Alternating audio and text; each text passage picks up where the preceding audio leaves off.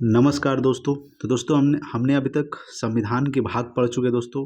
अब मैं शुरू करने जा रहा हूँ संविधान की अनुसूचियाँ दोस्तों। ठीक है, संविधान की अनुसूचियाँ पढ़ेंगे। सबसे पहले आप बात करेंगे कि मूल संविधान में कुल 8 अनुसूचियाँ थी। कितनी थी दोस्तों? याद रखिएगा कि मूल संविधान में कुल कितनी अनुसूचियाँ थी? तो 8 अनुसूचियाँ थी। संविधान संशोधन के बाद वर्तमान में अनुसूचियों की संख्या बढ़कर 12 हो गई दोस्तों। ठीक है, याद रखिएगा कि संविधान संशोधन किया गया दोस्तों और अनुसूची की संख्या बढ़कर कितना हो गई? 12 हो गई, जिसमें 9वीं अनुसूची को प्रथम संविधान संशोधन अधिनियम 1951 द्वारा, ठीक है, 1951 द्वारा 10वीं अनुसूची को 52वें संविधान संशोधन अधिनियम 1985 के द्वारा जोड़ा गया था। याद रखिएगा। तो यहाँ पे आपको ध्यान रखना है कि 9वीं अनुसूची को प्रथम संविधान संशोधन अधिनियम 1951 द्वारा जोड़ा गया था। ठीक है, और 10वीं अनुसूची को 52वें संविधान संशोधन अधिनियम 1985 के द्वारा क्या किया गया था दोस्तों? याद रखिएगा, जोड़ा गया था। ठीक है, यहाँ पे हम लोग देखेंगे। ठीक है, देखिए क्या किया गया दोस्तों? जोड़ा गया था। अब यहाँ पे हम समझेंगे कि 11वीं अनुसूची को 73वें संविधान संशोधन अधिनियम 1992 द्वारा और 12वीं अनुसूची को 74वें संविधान संशोधन अधिनियम 1992 द्वारा जोड़ी गई। ये आपको ध्यान रखना है। ठीक है, तो 11वीं अनुसूची को 73वें संविधान संशोधन अधिनियम 1992 द्वारा और 12वीं अनुसूची को 74वें संविधान संशोधन अधिनियम 1992 के द्वारा जोड़ी गई दोस्तों। ठीक है, ये आपको ध्यान रखना है। अब हम लोग यहाँ पे देखने वाले हैं अनुसूची दोस्तों और से संबंधित विषय। ठीक है, सबसे पहले बात करेंगे, यहाँ पे अनुसूची है दोस्तों, संबंधित विषय है। प्रथम अनुसूची है दोस्तों कि भारत संघ के राज्य एवं संघ शासित क्षेत्र। प्रथम अनुसूची में क्या कहा गया है? भारत क्या है दोस्तों? संघ के राज्य एवं संघ शासित क्षेत्र है दोस्तों। ठीक है, याद रखिएगा। द्वितीय जो अनुसूची है दोस्तों, यह विभिन्न पदाधिकारियों के वेतन, भत्ते, पेंशन आदि से जुड़े प्रावधान का उल्लेख किया गया है। ये आपको ध्यान रखना है। ठीक है, तो दूसरी जो द्वितीय अनुसूची है उसमें पदाधिकारियों के वेतन के बारे में बताया गया है, उसके भत्ते के बारे में बताया गया है, पेंशन के बारे में बताया गया है। ठीक है, याद रखिएगा। तृतीय जो अनुसूची है दोस्तों, यह विभिन्न पदाधिकारियों के शपथ या प्रतिज्ञान। ठीक है, याद रखिएगा। मेन रूप से याद ध्यान रखना दोस्तों कि तृतीय अनुसूची में पदाधिकारियों के शपथ के बारे में बताया गया। किसके बारे में दोस्तों? शपथ। ठीक है, याद रखिएगा। चौथी अनुसूची देखिए दोस्तों क्या कह रहा है। चौथी अनुसूची कह रहा है कि विभिन्न राज्यों एवं संघ शासित क्षेत्रों का राज्यसभा में प्रतिनिधित्व का विवरण दिया गया है, खास करके चौथी अनुसूची में। ठीक है, तो चौथी अनुसूची में क्या है? विभिन्न राज्यों एवं संघ शासित क्षेत्रों का राज्यसभा में प्रतिनिधित्व का विवरण है। पांचवी अनुसूची में क्या है दोस्तों? विभिन्न अनुसूचित क्षेत्रों एवं अनुसूचित जनजातियों का प्रशासन। ठीक है, याद रखिएगा। पांचवी जो अनुसूची है दोस्तों उसमें है विभिन्न अनुसूचित क्षेत्रों और अनुसूचित जनजातियों का उल्लेख किया गया है पांचवी अनुसूची में। छठी अनुसूची में दोस्तों असम, मेघालय, त्रिपुरा और मिजोरम राज्यों के अनुसूचित क्षेत्रों का प्रशासन है, खास करके छठी अनुसूची दोस्तों। ठीक है, ये बहुत इंपॉर्टेंट है, याद रखिएगा। छठी अनुसूची दोस्तों, ठीक है, इंपॉर्टेंट तो सभी है दोस्तों, याद रखिएगा। सातवीं अनुसूची की अगर हम बात करते हैं तो इसमें है दोस्तों केंद्र और राज्यों के मध्य शक्ति का बंटवारा। ठीक है, सातवीं अनुसूची में किसका उल्लेख किया गया दोस्तों? केंद्र राज्यों के बीच जो है शक्ति का बंटवारा किया गया है, खास करके संघ सूची, राज्य सूची और समवर्ती सूची का उल्लेख किया गया है सातवीं अनुसूची में। ठीक है, ये आपको ध्यान रखना है। यहाँ पे देखते दोस्तों आठवीं अनुसूची देखिएगा। ठीक है, आठवीं अनुसूची है दोस्तों, इसमें संवैधानिक भाषाएं का उल्लेख किया है, खास करके याद रखिएगा। आठवीं अनुसूची में क्या है दोस्तों? संवैधानिक, यानी कि 22 भाषाओं का टोटल है। टोटल कितने भाषा है दोस्तों? 22, जिसमें 22 भाषाओं का उल्लेख किया गया है आठवीं अनुसूची में। ठीक है, नौवीं अनुसूची है दोस्तों, इसमें भूमि सुधार कानून का उल्लेख किया गया, याद रखिएगा, नौवीं अनुसूची में। 10वीं अनुसूची की अगर बात करते हैं तो दल बदल कानून का उल्लेख किया गया, खास करके 10वीं अनुसूची में दल बदल कानून। ठीक है, ये आपको ध्यान रखना है। 11वीं अनुसूची है दोस्तों, इसमें क्या उल्लेख किया गया है? पंचायती राज संस्थाओं के कार्य, शक्ति तथा कर्तव्य का उल्लेख किया है, खास करके 11वीं अनुसूची में। ठीक है, अगर 12वीं अनुसूची की अगर बात करते हैं तो इसमें शहरी राज संस्थाओं के कार्य, शक्ति तथा कर्तव्य का उल्लेख किया गया दोस्तों 12वीं अनुसूची में। ठीक है, ये आपको ध्यान रखना है। चलिए आगे देखते हैं दोस्तों संविधान के स्रोत, यानी क्या दोस्तों कहाँ से लिया गया। खास करके अगर बात करेंगे, भारतीय संविधान का सबसे बड़ा स्रोत भारत शासन अधिनियम 1935 है। ठीक है, याद रखिएगा।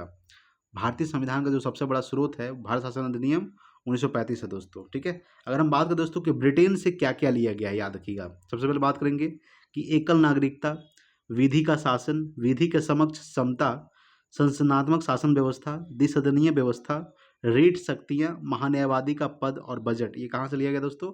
ये ब्रिटेन से लिया गया है। ठीक है, ये आपको ध्यान रखना है। आगे देखते हैं दोस्तों अमेरिका से क्या क्या लिया गया है। यहाँ पे देखिए, अमेरिका से लिया गया दोस्तों मौलिक अधिकार, प्रस्तावना, विधि का समान संरक्षण, न्यायपालिका की स्वतंत्रता, न्यायिक पुनरावलोकन, राष्ट्रपति पर महाभियोग प्रक्रिया, सुप्रीम कोर्ट एवं हाई कोर्ट के न्यायाधीशों को हटाने की प्रक्रिया, ये सब कहाँ से लिया गया दोस्तों?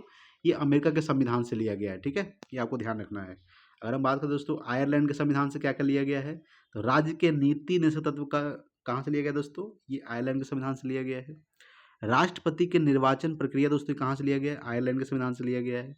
राज्यसभा में सदस्यों का जो मनोनयन है ये कहाँ से लिया गया दोस्तों? ये भी आयरलैंड के संविधान से लिया गया है दोस्तों। ठीक है, ये आपको ध्यान रखना है। आगे देखिए दोस्तों, यहाँ पे समझिएगा। देखिए दोस्तों ऑस्ट्रेलिया के संविधान से क्या क्या लिया गया है, यहाँ पे देखते हैं। तो ऑस्ट्रेलिया से लिया गया दोस्तों समवर्ती सूची, प्रस्तावना की भाषा, केंद्र व राज्य के बीच संबंध, संयुक्त बैठक, ये कहाँ से लिया गया है? ये ऑस्ट्रेलिया देश के संविधान से लिया गया है। कनाडा से क्या क्या लिया गया है दोस्तों? सबसे पहले बात करेंगे संघात्मक शासन व्यवस्था, अवशिष्ट शक्तियाँ केंद्र में निहित है। ठीक है, याद रखिएगा कि अवशिष्ट शक्तियाँ केंद्र में निहित है, इसका जो कहाँ से लिया गया है? ये भी कनाडा के संविधान से लिया गया है। राज्यपाल की जो नियुक्ति है ये भी कहाँ से लिया गया दोस्तों? कनाडा के संविधान से लिया गया है। उसके बाद दोस्तों फ्रांस, याद रखिएगा फ्रांस से क्या क्या लिया गया है? गणतंत्रात्मक शासन व्यवस्था दोस्तों, प्रस्तावना में वर्णित स्वतंत्रता, समता और बंधुता का जो विचार है ये कहाँ से लिया गया है? तो ये फ्रांस के संविधान से लिया गया है। ठीक है, ये थोड़ा सा आपको ध्यान रखना है। नेक्स्ट देखते हैं, यहाँ पे समझिएगा दोस्तों कि दक्षिण अफ्रीका के संविधान से क्या क्या लिया गया है। यहाँ पे देखिएगा दक्षिण अफ्रीका से लिया गया दोस्तों संविधान संशोधन प्रक्रिया। ठीक है, याद रखिएगा राज्यसभा के सदस्यों का जो निर्वाचन है ये कहाँ से लिया गया है? दक्षिण अफ्रीका के संविधान से लिया गया है। जर्मनी से क्या क्या लिया गया है दोस्तों? मौलिक अधिकारों के निलंबन से संबंधित आपातकालीन प्रावधान, मूलभूत ढांचा दोस्तों, ये सब कहाँ से लिया गया है? तो जर्मनी के संविधान से लिया गया है। रूस के संविधान से क्या क्या लिया गया दोस्तों? मौलिक कर्तव्य, प्रस्तावना में वर्णित न्याय, कहाँ से लिया गया है? ये रूस के संविधान से लिया गया है। अगर हम बात करते हैं कि जापान के संविधान से क्या क्या लिया गया है, तो विधि द्वारा स्थापित प्रक्रिया जो है ये कहाँ से लिया गया दोस्तों?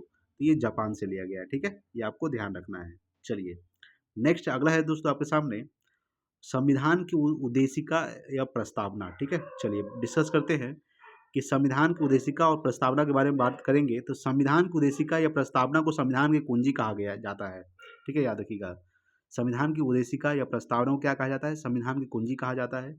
पंडित जवाहरलाल नेहरू द्वारा 13 दिसंबर 1946 को प्रस्तुत किए गए उद्देशिका प्रस्ताव में जो संकल्प प्रस्तुत किए गए थे उन्हें ही संविधान सभा द्वारा 22 जनवरी 1947 को संविधान की उद्देशिका में शामिल कर लिया गया दोस्तों। ठीक है, ये आपको ध्यान रखना है। तो 22 जनवरी 1947 को क्या कर लिया गया?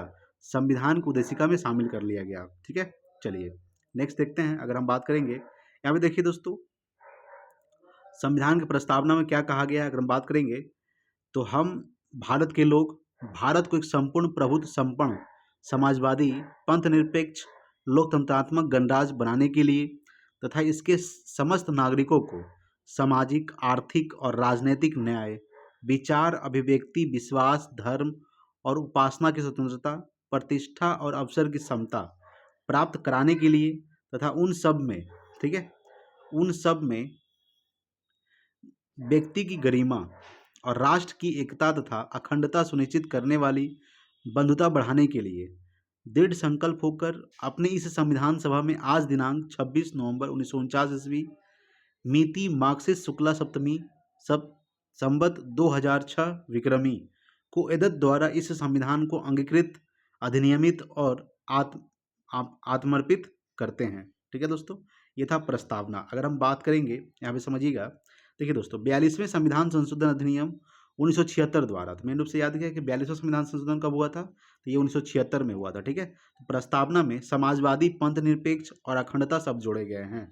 तो 42वें संविधान संशोधन अधिनियम 1976 द्वारा, ठीक है, याद रखिएगा प्रस्तावना में क्या क्या जोड़ा गया है? तो समाजवादी जोड़ा गया है, पंथ निरपेक्ष जोड़ा गया है और अखंडता जोड़ा गया है दोस्तों। ठीक है, ये आपको ध्यान रखना है। ठाकुर दास भार्गव ने प्रस्तावना को संविधान की आत्मा कहा था। क्या कहा था?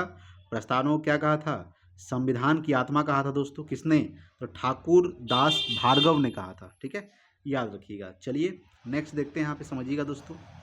देखिए दोस्तों अब हम लोग देखने वाले हैं संघ एवं इसका क्षेत्र देखेंगे दोस्तों। समझिएगा संघ एवं इसका क्षेत्र। सबसे पहले बात करेंगे कि संविधान के भाग 1 के अंतर्गत अनुच्छेद 1 से 4 तक में संघ एवं इसके क्षेत्रों की चर्चा की गई है। तो आपको ध्यान रखना है कि टोटल भाग कितने होते हैं, 22 भाग होते हैं। तो भाग 1 में क्या कहा गया दोस्तों, भाग 1 जो है ये अनुच्छेद 1 से लेकर 4 तक है। इसके क्षेत्रों की चर्चा की गई है खास करके भाग 1 में। अगर बात करेंगे कि अनुच्छेद 1 में कहा गया है कि इंडिया अर्थात भारत राज्यों का संघ होगा। क्या होगा दोस्तों, इंडिया अर्थात भारत राज्यों का संघ होगा। ठीक है, ये अनुच्छेद 1 में कहा गया है।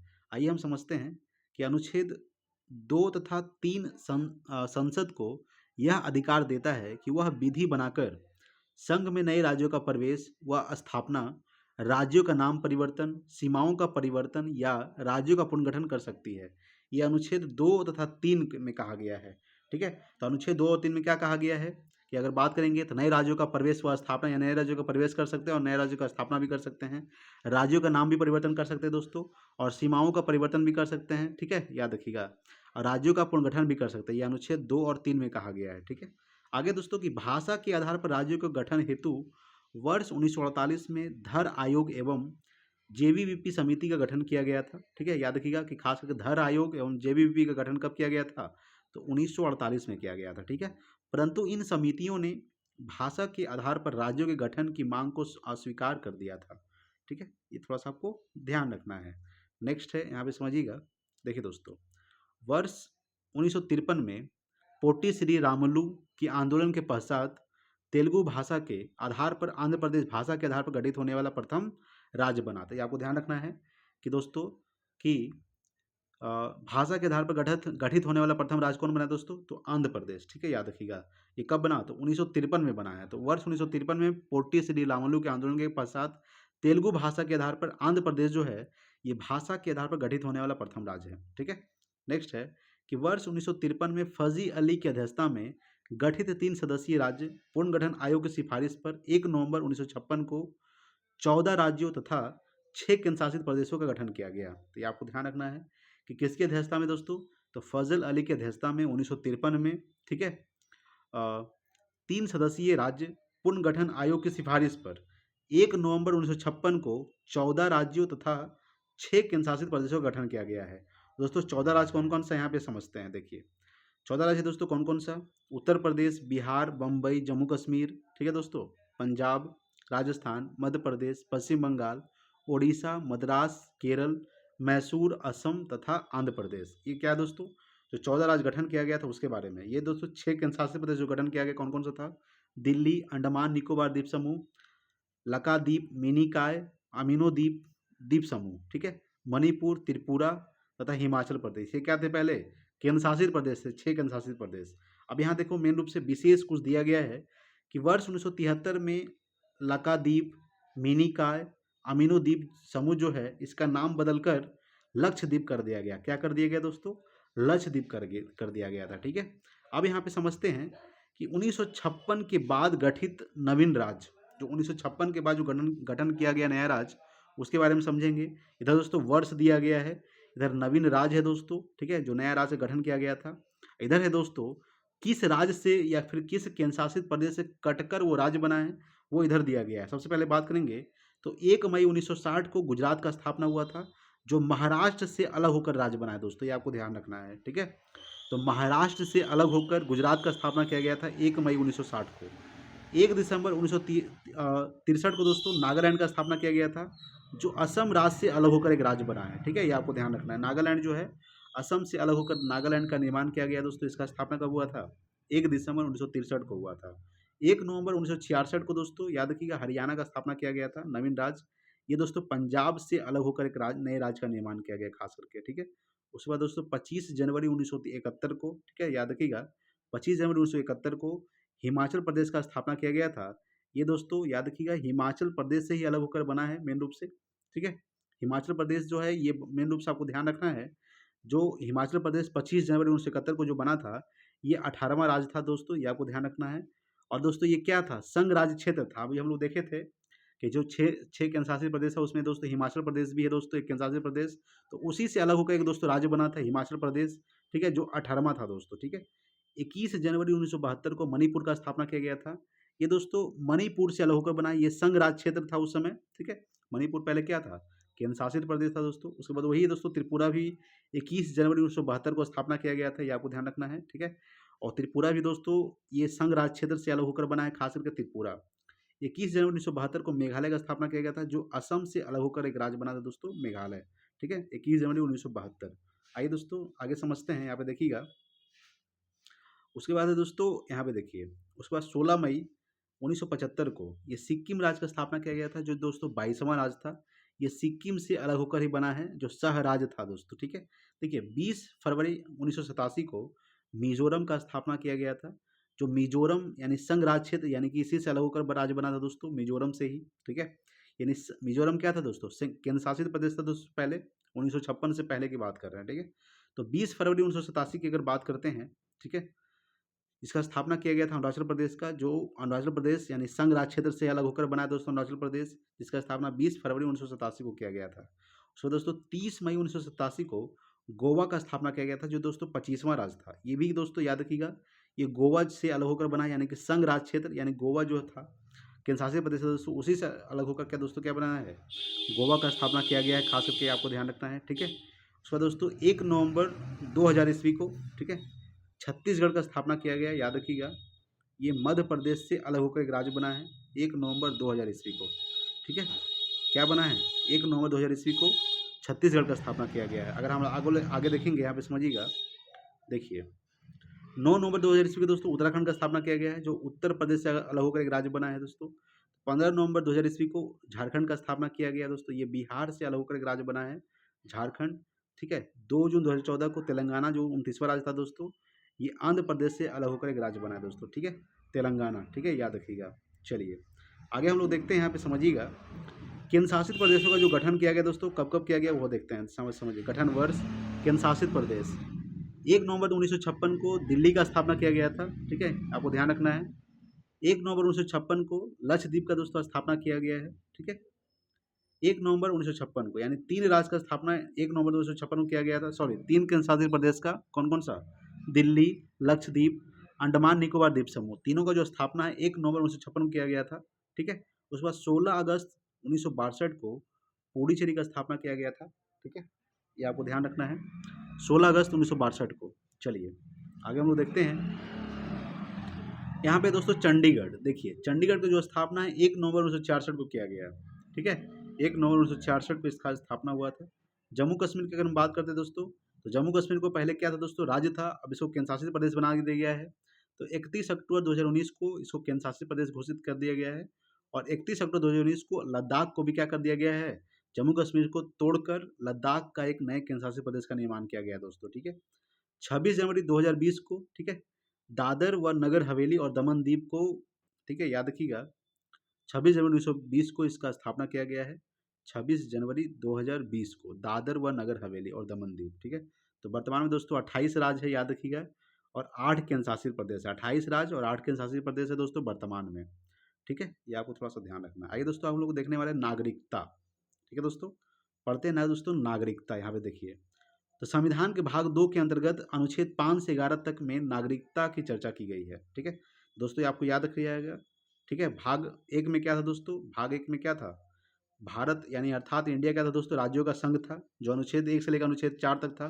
भाग 2 में क्या है दोस्तों, याद रखिएगा, अनुच्छेद 5 से लेकर अनुच्छेद 11 तक, जिसका उल्लेख नागरिकता का उल्लेख किया गया है खास करके। तो भारतीय संविधान में एकल नागरिकता का प्रावधान किया गया है, ये आपको ध्यान रखना है कि भारतीय संविधान में एकल नागरिकता का प्रावधान किया गया है, जिसका स्रोत दोस्तों ब्रिटेन से, यानी एकल नागरिकता कहाँ से लिया गया दोस्तों, तो ब्रिटेन के संविधान से लिया गया है। ठीक है, ये आपको ध्यान रखना है।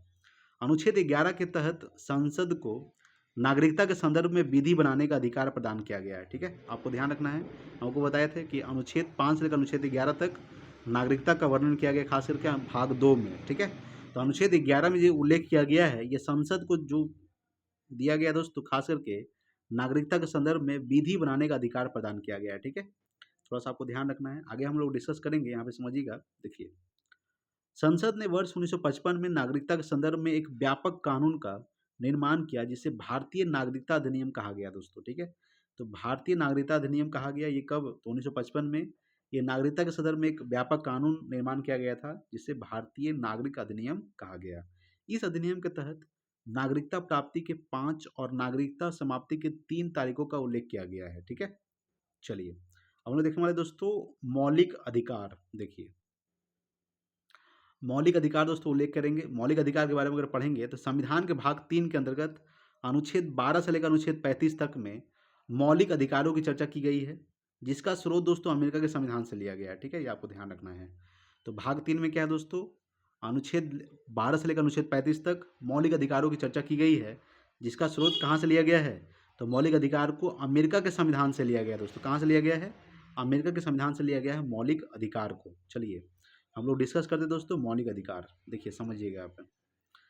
अगर हम लोग बात करते हैं कि संविधान के भाग 3 को मैग्ना कार्टा कहा जाता है, आपको ध्यान रखना है कि संविधान के भाग 3 को क्या कहा जाता है, मैग्ना कार्टा कहा जाता है दोस्तों।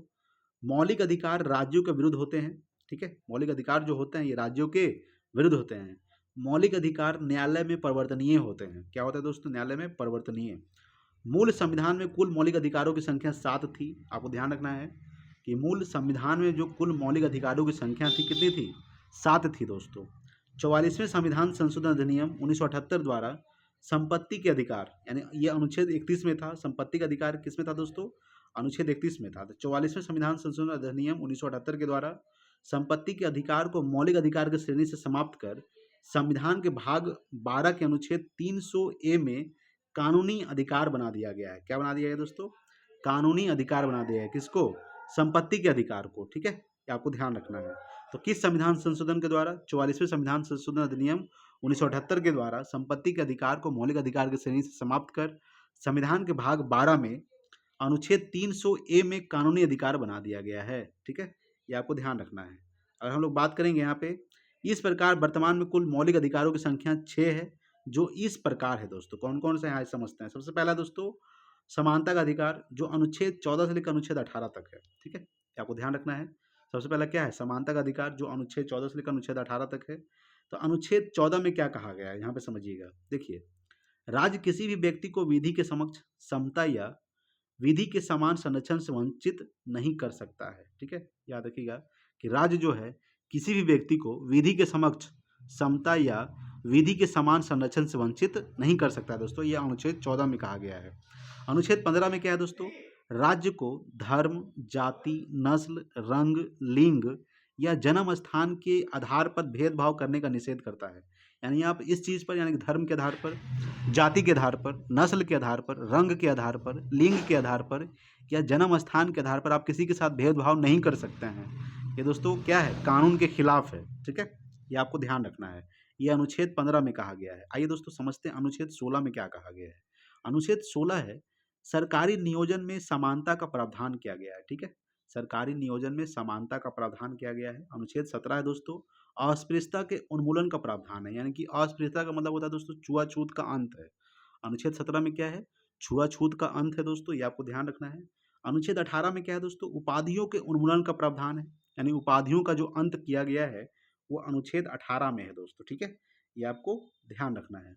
आइए दोस्तों अब समझते हैं स्वतंत्रता का अधिकार। ठीक है, अनुच्छेद 19 से लेकर अनुच्छेद 22 तक किसका उल्लेख किया गया दोस्तों, ये स्वतंत्रता का अधिकार का उल्लेख किया गया है। समझिएगा, अनुच्छेद 19 के अंतर्गत 6 प्रकार की व्यक्तिगत स्वतंत्रता का प्रावधान किया गया है, जिसमें मुख्य रूप से वाक एवं अभिव्यक्ति की स्वतंत्रता अनुच्छेद 1A में शामिल है दोस्तों। ठीक है, याद रखिएगा, बोलने की आज़ादी और अभिव्यक्ति की आज़ादी। ठीक है, याद रखिएगा, बोलने की और सुनने की जो आज़ादी है मेन रूप से अनुच्छेद 1A में शामिल किया गया है खास करके। ठीक है, ये आपको ध्यान रखना है। चलिए नेक्स्ट है, यहाँ पे समझिएगा। देखिए, अभिव्यक्ति की स्वतंत्रता के अंतर्गत ही प्रेस की स्वतंत्रता निहित मानी जाती है। यानी जो बोलने की स्वतंत्रता होती है दोस्तों, सवाल पूछने की जो स्वतंत्रता होती है, उसी को प्रेस की स्वतंत्रता निहित मानी जाती है। ठीक है, ये आपको ध्यान रखना है।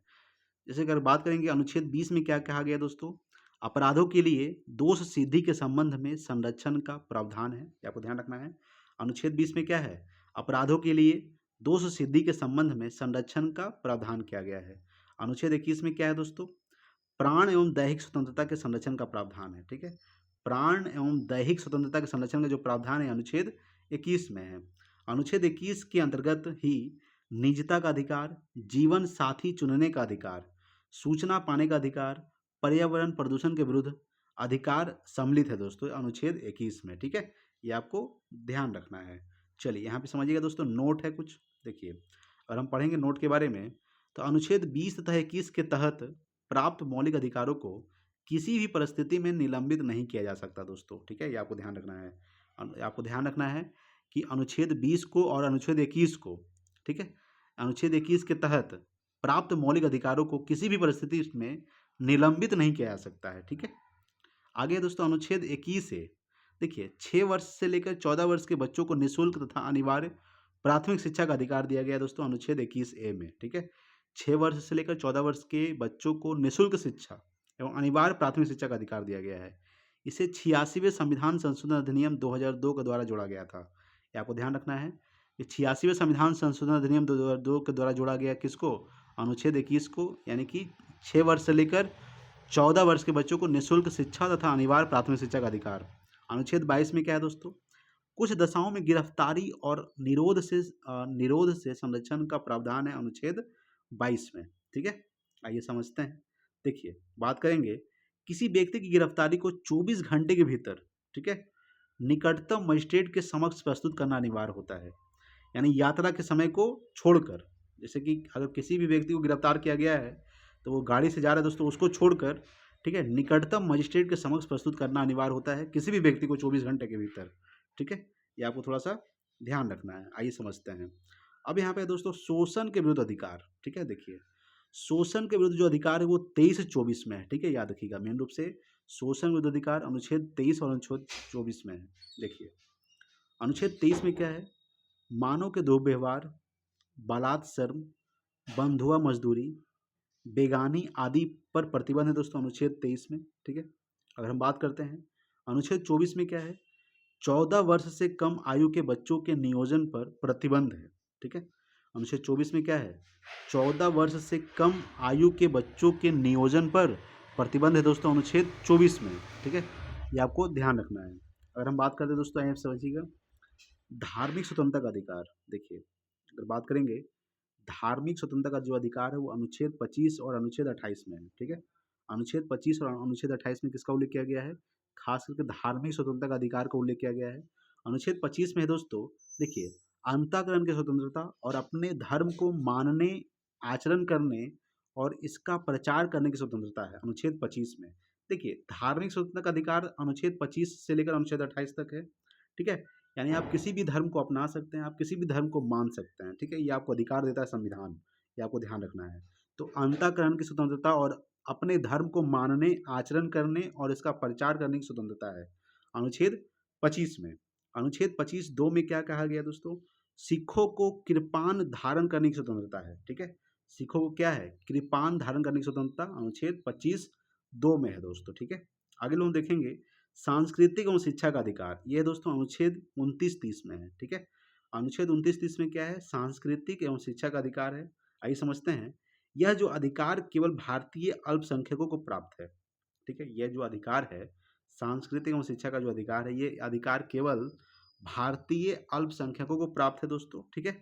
ये आपको थोड़ा सा ध्यान रखना है। अगर हम लोग देखेंगे यहाँ पे समझिएगा कि अनुच्छेद 29 में कहा गया है कि अल्पसंख्यक वर्ग को अपनी लिपि, भाषा व संस्कृति का संरक्षण का अधिकार है, ठीक है। अनुच्छेद 30 में है अल्पसंख्यक वर्ग को अल्पसंख्यक शिक्षण संस्थानों की स्थापना एवं संचालन का अधिकार है दोस्तों अनुच्छेद 30 में, ठीक है। ये आपको ध्यान रखना है। अगला है दोस्तों संवैधानिक उपचारों का अधिकार। ये दोस्तों अनुच्छेद 32 बहुत इंपॉर्टेंट है दोस्तों, ये वाला, ये भी आई है, खास करके संवैधानिक उपचारों का अधिकार, ठीक है। अनुच्छेद 32 में इसका उल्लेख किया गया है।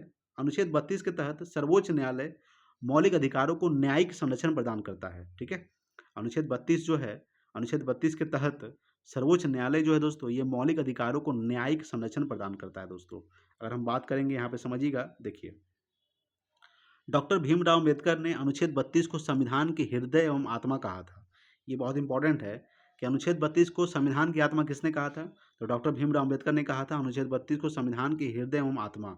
अनुच्छेद 226 के तहत उच्च न्यायालय भी मौलिक अधिकारों को न्यायिक संरक्षण प्रदान करता है दोस्तों, याद रखिएगा। तो अनुच्छेद 226 के तहत उच्च न्यायालय भी क्या करता है? मौलिक अधिकारों को न्यायिक संरक्षण प्रदान करता है, ठीक है। मौलिक अधिकारों के न्यायिक संरक्षण में जारी किए गए विशेष आदेश को रिट या प्रदेश कहा जाता है।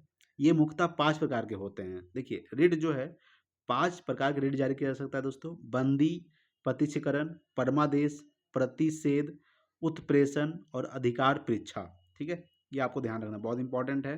तो सवाल यहाँ से करेगा, जो 5 प्रकार के रेट जारी किया जाता है दोस्तों, कौन कौन सा है? बंदी, प्रत्यक्षीकरण, परमादेश, प्रतिषेध, उत्प्रेषण और अधिकार परीक्षा।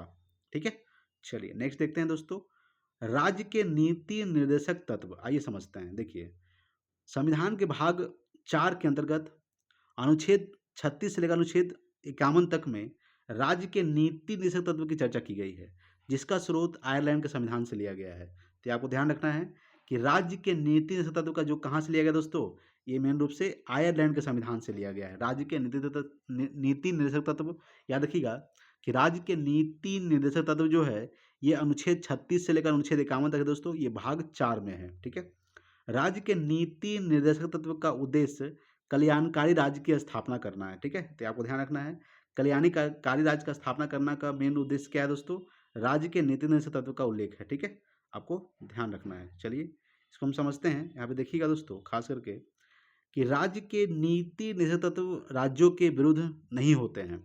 ठीक है, राज्य के नीति निर्देशक तत्व जो है राज्यों के विरुद्ध नहीं होते हैं, अपितु इनके कर्तव्य होते हैं। देखिए दोस्तों, अनुच्छेद 37 में यह प्रावधान किया गया है कि राज्य के नीति निर्देशक तत्व न्यायालय में परिवर्तनीय नहीं होंगे। ठीक है, ये आपको ध्यान रखना है। अनुच्छेद 39 में क्या है, राज्य जो है सभी नागरिकों के लिए आजीविका के पर्याप्त साधन उपलब्ध करने तथा स्त्री और पुरुषों के लिए समान कार्य के लिए समान वेतन को सुनिश्चित करेगा। खास करके अनुच्छेद 39। ठीक है, याद रखिएगा मेन रूप से स्त्री और पुरुष के लिए समान कार्य के लिए समान वेतन का जो उल्लेख किया गया अनुच्छेद 39 में है। ठीक है, ये आपको थोड़ा सा ध्यान रखना है। आइए समझते हैं। यहाँ पे देखिए, अनुच्छेद 39 ए में क्या कहा गया है। अनुच्छेद 39 इसमें कहा गया है कि राज्य जो है समान न्याय और निःशुल्क कानूनी सहायता की व्यवस्था करेगा। ये 42वें संविधान संशोधन अधिनियम 1976 द्वारा कहा गया है खास करके। ठीक है, राज्य जो है समान न्याय और निःशुल्क कानूनी सहायता की जो व्यवस्था करेगा, ये 42वें संविधान संशोधन अधिनियम 1976 द्वारा कहा गया है। अनुच्छेद 40 में क्या है दोस्तों, राज्य जो है ग्राम पंचायतों के गठन का प्रयास करेगा। अनुच्छेद 40 में क्या है कि राज्य क्या करेगा, ग्राम पंचायतों के गठन का प्रयास करेगा। अनुच्छेद 41 में क्या है दोस्तों कि राज्य जो है कुछ दशाओं में काम, शिक्षा तथा लोक सहायता पाने के अधिकार को प्राप्त कराने के लिए उचित प्रबंध करेगा। क्या करेगा, उचित प्रबंध। अनुच्छेद 42 में क्या है दोस्तों कि राज्य जो है काम की न्याय संगत और मनोचित दशाओं तथा महिला प्रसूति सहायता का प्रबंध करेगा। अनुच्छेद 42। ठीक है, ये आपको ध्यान रखना है। अनुच्छेद 43 में क्या है समझिए। देखिए, अनुच्छेद 43 है कि राज्य जो है दोस्तों कार्मिकों को न्यूनतम मजदूरी और कुटीर उद्योगों में संवर्धन करने का प्रयास करेगा। ठीक है, अनुच्छेद 43। अनुच्छेद 44 जो है राज्य क्या करेगा दोस्तों कि संपूर्ण राज्य क्षेत्र में समान नागरिक संहिता को लागू करने का प्रयास करेगा। अनुच्छेद 44 क्या करेगा, तो अनुच्छेद 44 में जो उल्लेख किया गया है ये संपूर्ण राज्य क्षेत्र में समान नागरिक संहिता को लागू करने का प्रयास करेगा। अनुच्छेद 45 में क्या है दोस्तों कि राज्य जो है 6 वर्ष से कम आयु के बच्चों की बाल्यावस्था की देखरेख और उनके लिए उचित शिक्षा का प्रबंध करेगा। अनुच्छेद 45। ठीक है, 6 वर्ष से कम आयु के बच्चों को बाल्यावस्था की देखरेख करेगा और उनके लिए उचित शिक्षा का व्यवस्था करेगा। अनुच्छेद 46 में क्या है, देखिए राज्य क्या करेगा कि अनुसूचित जातियों, जनजातियों तथा अन्य दुर्बल वर्गों की शिक्षा तथा आर्थिक हितों में वृद्धि का प्रयास करेगा। ठीक है, ये आपको ध्यान रखना। अगला है दोस्तों अनुच्छेद 47। देखिए, अनुच्छेद 47 है कि राज्य जो है दोस्तों ये लोगों के पोषाहार स्तर, जीवन स्तर और लोक स्वास्थ्य को बनाए रखने के लिए उचित प्रबंध करेगा। अनुच्छेद 47। अनुच्छेद 48 है कि राज्य क्या करेगा, वैज्ञानिक दृष्टिकोण से कृषि और पशुपालन को बढ़ावा देगा तथा दुधारू जानवरों की बलि पर प्रतिबंध का प्रयास करेगा। जो दोस्तों जानवर दूध देती है उसके बलि पर क्या करेगा दोस्तों, प्रतिबंध का प्रयास करेगा। अनुच्छेद 48 में कहा गया है। ठीक है, और कृषि और पशुपालन को बढ़ावा देगा। अनुच्छेद 48 में कहा गया है। अनुच्छेद 48 ए में क्या कहा गया है कि राज्य जो है पर्यावरण के संरक्षण और संवर्धन का तथा वन जीवों की रक्षा का प्रयास करेगा। ये 42वें संविधान संशोधन अधिनियम 1976 द्वारा इसको अंगीकृत किया गया है दोस्तों। आइए समझते हैं। अनुच्छेद 49 दोस्तों देखिए, राज्य क्या करेगा दोस्तों कि राष्ट्रीय महत्व के स्मारकों, स्थानों तथा वस्तुओं के संरक्षण का प्रयास करेगा। अनुच्छेद 49। ठीक है, अनुच्छेद 50 में क्या है कि कि राज्य जो है ये लोक सेवाओं में न्यायपालिका को कार्यपालिका से पृथक करने का प्रयास करेगा। ठीक है, न्यायपालिका को कार्यपालिका से पृथक करने का प्रयास करेगा, अनुच्छेद 50। ठीक है, अनुच्छेद 51 में क्या कहा गया है कि अंतर्राष्ट्रीय शांति और सुरक्षा की अभिवृद्धि का प्रयास करेगा दोस्तों, अनुच्छेद 51। चलिए आगे समझते दोस्तों, मौलिक अधिकार, सॉरी दोस्तों मौलिक कर्तव्य। ठीक है, तो मौलिक कर्तव्य का उल्लेख करेंगे हम लोग, समझिएगा यहाँ पे कि संविधान के भाग 4A में, संविधान के भाग 4A के अंतर्गत अनुच्छेद 51A में मौलिक कर्तव्यों की चर्चा की गई है, जिसका स्रोत दोस्तों रूस का संविधान से है। आपको ध्यान रखना है कि मौलिक कर्तव्य कहाँ से लिया गया दोस्तों, तो मौलिक कर्तव्य जो ये रूस के संविधान से लिया गया। कहाँ से लिया गया है, रूस के संविधान से। मौलिक कर्तव्य का जो उल्लेख किया गया है ये भाग 4A में किया गया है, अनुच्छेद 51A के तहत किया गया है। ठीक है, देखिए सरदार स्वर्ण समिति की अनुशंसा पर प्रधानमंत्री इंदिरा गांधी के शासनकाल में 42वें संविधान संशोधन अधिनियम 1976 द्वारा मौलिक कर्तव्यों को सम्मिलित किया गया था। ठीक है, ये आपको ध्यान रखना है कि सरदार स्वर्ण समिति की अनुशंसा पर प्रधानमंत्री इंदिरा गांधी के शासनकाल में 42वें संविधान संशोधन अधिनियम 1976 द्वारा मौलिक कर्तव्यों को सम्मिलित किया गया है। ठीक है, ये आपको ध्यान रखना है। आइए समझते हैं यहाँ पे, देखिए प्रारंभ में कुल 10 मौलिक कर्तव्यों को जोड़ा गया था, परंतु वर्तमान में इनकी संख्या बढ़कर 11 हो गई दोस्तों। कितना हो गई, 11। ठीक है, 11वें मौलिक कर्तव्य को 86वें संविधान संशोधन अधिनियम 2002 के तहत जोड़ा गया था। कैसे जोड़ा गया था, 11वें जो मौलिक कर्तव्य को 86वें संविधान संशोधन अधिनियम 2002 के द्वारा जोड़ा गया था दोस्तों। तो दोस्तों आज के लिए इतना ही दोस्तों। अगर वीडियो अच्छा लगा प्लीज़ लाइक कीजिएगा, शेयर कीजिए अपने दोस्तों के पास। अगर चैनल पर नए हैं तो प्लीज़ सब्सक्राइब कीजिएगा। Thanks for watching. जय हिंद, वंदे मातरम।